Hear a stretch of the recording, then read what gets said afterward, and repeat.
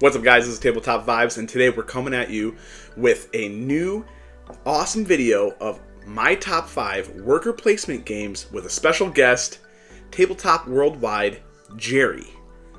So I'm super excited. I'm going to be giving my top 5. Well, I'll start with 5. He'll do his 5, 4, and we'll go all the way back up to our number 1 worker placement game in our collection. Jerry, take it away.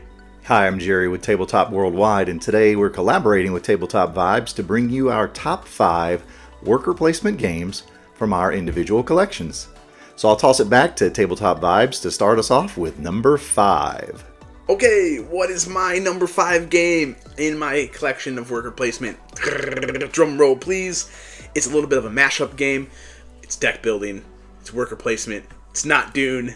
It's Lost Ruins of Arnak by CGE Games. In this game, you are an adventurer, trekker, explorer, trekking through the jungles to find artifacts and to claim lost ruins for glory. Or yourself. Or for history. Who knows? But you're out there exploring the wild and the jungle. There's creatures. You're flying by plane to get to places. Boat. Jeep. You're crawling up idle track to make sure that you're researching and you're discovering and writing down your findings to become the most famous explorer. You all have asymmetrical abilities. There's so many now. There's 2 expansions to this game. One makes kind of a little bit of a legacy feel, and then you also have the one that just gave more good stuff like items, and you also have different creatures and things like that gets added to it. New dig sites. You have your gems, your booklets, your rubies, just the components and everything in this game is so beautiful. It was one of the first games I ever pre-ordered too, and so this game is just a blast. It's my number 5 by CGE, Lost Ruins of Arnak. If you haven't played it, check it out. Great fun deck building, simple deck building aspect where you're just buying the cards, you put them into your deck, and you get to use them again while you move your workers out and around the world of Arnak to excavate and to dig, to gain resources, to climb up the different tracks, to be on top of the world and discover Arnak. And at the end of it, you yell, Jumanji. But you don't. It's Arnak. Alright, back to you, Jerry. Let's see what your number 5 is on your worker placement top 5 games. Take it away. That's a great choice for number 5, Adam. My number 5 worker placement game from my current collection is The White Castle. Now, some of you might say, Cult of the New, you just like it because it's a new game, but frankly, this is one of the best worker placements that I've seen in a while. I love the theme. It's set in 1761 Japan. Players take on the role of minor clan leaders, trying to win favor with the leader of the White Castle. And they do this in many different ways. They either try to get in with the military, they try to get in with the gardening crew, or they just send gifts up through the castle itself. There's a resource management aspect to it. The bridges built there are beautiful. The artwork is beautiful. It's dice placement. It's worker placement. It's just a great overall game. And so that's why that one comes in for us at number 5. Wow, Jerry, great choice for game for your number 5. I love White Castle. It is great. Who doesn't love Devere? Great choice. My number 4 is a game with mystery and an app and kind of a little morbid, a lot of fun, a lot of storytelling. It is My Father's Work, which is just a huge game. This game is insane. Oh my gosh, you're a crazy scientist making abominations, I guess, and you're sending out your worker, you're into the village, you're trying to find body pieces from the graveyard, and collect them, but you don't want to raise too much suspicion because the town people will get mad at you and revolt and capture you. And then the cool part about this too is you're passing on the knowledge of all the things you're deciphering and digging up and all of the dead things, to the next generation. Because what's better than taking the knowledge that you have of morbidity and giving it to your kids? And so you pass it on to the next generations. This is kind of a long one. It's very thematic and it's very storytelling. There's a lot of reading, but this game is blast. It's beautiful. Oh, the components are amazing, out of this world. My father's work. Check it out. This is my number 4. Jerry, back to you. Tabletop Vibes bringing the heat on these games. These are some really good ones. So, for us at number 4, we're going to look at Tenpenny Parks. This game is fantastic in so many different ways. So, I want to say, first of all, there's a lot of different mechanics going on in this game. Worker placement is a vital mechanic, but it's not the only mechanic, and the way they blend the mechanics is done fantastically. The art is great, the whimsiness of the environment is great, there are so many things going on, the components are beautiful, the art is beautiful. So let's take a look at Tenpenny Parks. So you'll notice as we're looking at some of these games that I'm only doing kind of a partial setup, and the reason for that is when you do a full setup, sometimes cards and different components can cover up some of the art. And I really want to show off just how beautiful this game is. And I understand the fact that a game can be beautiful and still not be a good game, but this one is good. And when a publisher and designer take the time to make a game that already plays fantastically also look fantastic as well, that is just a chef's kiss. Wonderful thing. So you'll see that there are the main board. There are different meeples that you place in different areas to, buy different attractions or get money or do different things that you need to do in the game. There are 3 different kind of reputation trackers for thrill, awe, and joy for the people that come to your park. Each of you have your own player board where you're actually designing the park. It's not just that you're doing those things on the main board, but then you take those things from the main board and create your own beautiful park as well with these fantastic, trees that didn't have to be there, but they went that extra mile to make that beautiful. The different attractions with the thrilling names, the beautiful gold cards, the money that is, extra attractive and thick and durable, which is great. It's awesome when components don't wear out so fast. And it's just an overall fantastic game. I had the pleasure of being able to meet Nate Linhart a couple of times through Instagram and also through face-to-face meeting at Gen Con last year.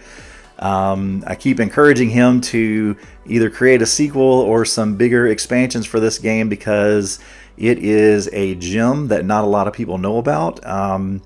But, the more that gets out there about it and the more that we bring attention to games like this that are on people's radar, but maybe they just haven't taken the plunge to get a copy for themselves. Let's get it out there. Let's popularize it so people can just see how awesome this game is and enjoy it for themselves. So that is Tenpenny Parks, and that is for us on our worker placement top 5 list. Comes in at number 4. Jerry, that's a great choice for number 4. Architects of the West Kingdom is amazing. Such a good game. It's on one of my top 10 games of all time, actually, in my collection. So, great choice. All right, what's my number 3 game in my collection? Worker placement. It's a little bit of an old school game. It also is a classic, and everybody really loves it most of the time. It is Lords of Waterdeep by Dungeons & Dragons. Oh man, where to start with this game? It's so great. You have your quests. You're out there trying to fulfill them. People are throwing quests on you. You have the corruption expansion. You have the skullduggery add-in expansion, like little boards you can add in. The corruption mechanic, you get more stuff, but you have to take this corruptions. That's negative points at the end of the game, depending on how far and how much corruption everybody takes. You have your leader that no one can see that does some cool thing, like, hey, if you do skullduggery quests more, you can get more points if you have more money at the end of the game. And then so you can build buildings, and then people can use your buildings, but they can pay you for it. And it's just awesome. It plays 6 players. It's a great classic worker placement game. This is my number 3, Lords of Waterdeep. Jerry, let's hear what your number 3 is. Hey guys, welcome back to this side. Different day, different shirt, same countdown. Let's look at the 2 games that are tied for number 3 on our countdown of our top 5 worker placement games from our collections. So you might say, wait a minute, Jared, tied? That sounds like just a cheap way to get an extra game into your countdown. Sort of yes, sort of no. I think you can understand why these 2 games might be tied for the same position because they're from the same designer, from the same publisher, and they have a similar feel, but different enough to definitely be 2 totally different games. I'm talking about Architects of the West Kingdom and Raiders of the North Sea. So now it makes a little bit more sense, right? Shem Phillips is a master at designing worker placement games, and he does them in trilogies of directions, right? So what I mean by that is there are 3 different games from the Of the West Kingdom series. There are 3 different games from the Of the North Sea series, and he's currently on the 3rd game of his Of the South Tigris series. But let's talk about these 2 since these are in my top 5. So, Architects of the West Kingdom was actually the first purchase, even though it came out way after Raiders. It is a wonderful story. You are an architect who is helping to design a cathedral. You are sending workers out to gain various resources. There's a little bit of a take that aspect to it, where people can send some of your workers into jail that you have to get back out. There's a black market. There's all kinds of just fun ways to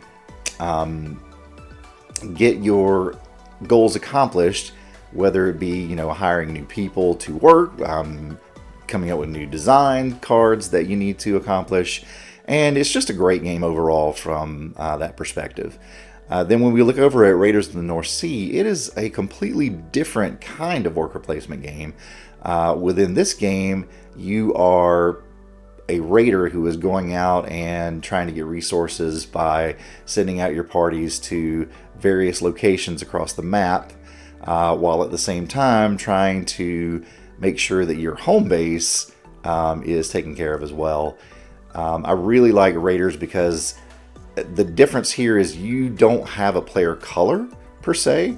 You have 3 different colored meeples that are going out. They're either white, gray, or black, and depending on the location you're going to is the type of meeple that you have to have in order to have success and get the resources from that location. So within this game is a completely kind of different thing from Architects. We love both so much, and these are the reasons that these 2 are tied for number 3 on our top 5.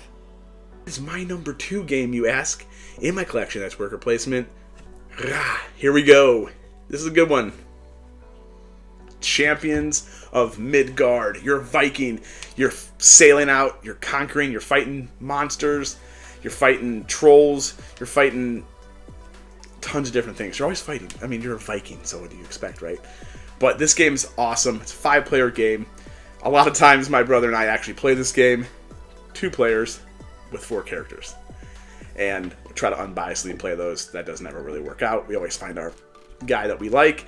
But this game is a blast. Worker placement. Your Vikings, all your dice do different things. You have warrior dice, berserker dice, swordmen, like different ones. But different guys, you have to use certain dice. You can go hunting. There's little places on the map, on the board, that you can go to do different things, get glory, re-roll your dice with the horn that you have. Re-roll. But you're then spending victory points. And then there's Valhalla expansion that you have to play with this game. It's amazing, because then it makes all of the death in the game, because you're going to Valhalla, worth something, and you can use those points because your guys have passed away gloriously to buy more stuff, to do more things.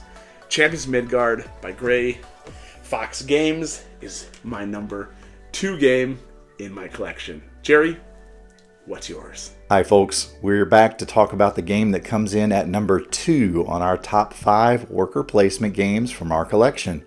And I would have been back a little bit sooner, but I was a little bit parched. I needed, something that would fit well with the theme of the game that I'm going to be talking about. So I reached out for one of the accessories that I picked up at Gen Con for this game. You might be able to figure out what it is by now. That's right, the game is Viticulture. And I love these wine glasses.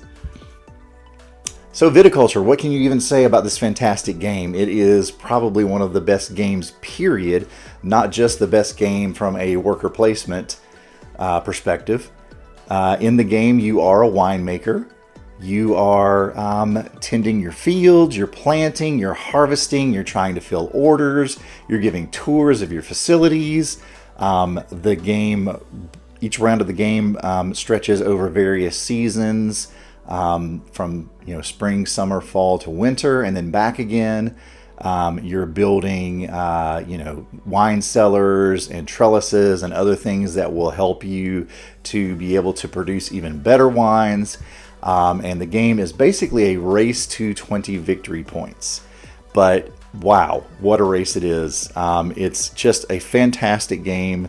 So many things have been said about it by so many people. But if you're looking for just a wonderful, wonderful game, we encourage you to pick up Viticulture. It comes in for us at number 2 on our countdown. Jerry, awesome game for number 2. That's such a great game. Viticulture, Stonemaier Classic. Great choice. So, now we are down to my number 1 worker placement game in my collection. You probably all might have known this game. It's also, for a while, might still be very hard to find. They're supposed to be doing a reprint. Who knows? But without further ado, Dwellings of Eldervale by Breaking Games. This game is amazing. You get a lot of everything. You got monsters, you got asymmetric abilities, dice rolling, area control, worker placement, which is mostly the main thing. You're building, you're taking your workers to gain goods, buy door cards, buy spells, upgrade your tableau, and settle or dwell in Eldervale by taking your meeples, and then you put a little hat on them, and then they stay there and they make you more points based on where you're at. This game is such a great game. The quality is outstanding. It's a blast. You definitely need to check it out. I would advise to own it. This is my number 1 game in my collection for worker placement. And yeah. Now we're going to take a look at Jerry's number 1 game. Let's see what it is. Hi folks, we're back and here at number 1. Now before I get to what our number 1 choice is for our top 5 worker placement games from our collection, I do want to have an honorable mention. And it's a game that would be in my top 5 except for the fact that, well, it's not in my collection right now, so it can't make the list. But the game that I'm talking about is a game that I couldn't be accused of any recency bias on this one. It's been around forever, but it has stood the test of time. I love it. It's a classic worker placement game. I play it on BGA all the time. I have played it at a friend who owns a copy. And that is this game right here, Stone Age. It is fantastic. If you get a chance to play it, I highly recommend it. You can play it on BGA, or you can try to find a copy, which would probably be the best solution. So, with that honorable mention out of the way, let's get to what our actual number 1 game is. And that game is a game with a Viking theme. There are fights, battles, trolls, monsters, warships, lots of meeples, of course, for worker placement. And, well, without any further ado, I'm of course talking about Champions of Midgard. I think this game is probably one of the most underrated games in all of board gaming. It lives perpetually in my top 5 overall and definitely at number 1 in our worker placement top 5 list. It is a game that features you as a warrior who is both defending your home village and going out across the seas to battle monsters in their homeland before they can come to you. It features 3 different types of warriors, which are represented by dice of white, red, and black colors. It has resource management. It has battling, as I said, of different types of monsters. You have to defend your village. If no one fights the troll, blame tokens go out, and those are negative victory points, and you definitely don't want those, because the whole point of this game is glory, which is the victory points that it represents. So I think that this game will probably live in my top 5 for quite a long time, but I will admit that it does get even better with the Valhalla expansion. Valhalla brings in a few extra mechanics, some extra gorgeous dice, and a few extra heroes, and just generally makes a great game even better. So if you get a chance to play these, I highly recommend them. They are number 1 on our list, and I think they would be pretty high on yours as well. That's our number 1. Thanks for watching. Oh man, Champions of Midgard making on the top 5 worker placement games on both lists. One at number 2 and one at number 1. Champions of Midgard is such a great game, Jerry. So good. You're right about the Valhalla expansion. You definitely have to play with it.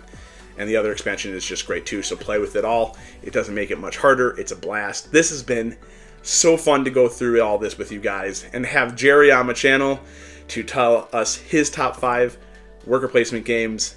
I'm Tabletop Vibes. Like, subscribe, comment on your favorite worker placement games and what you want to see coming up from the channel. Thank you for watching.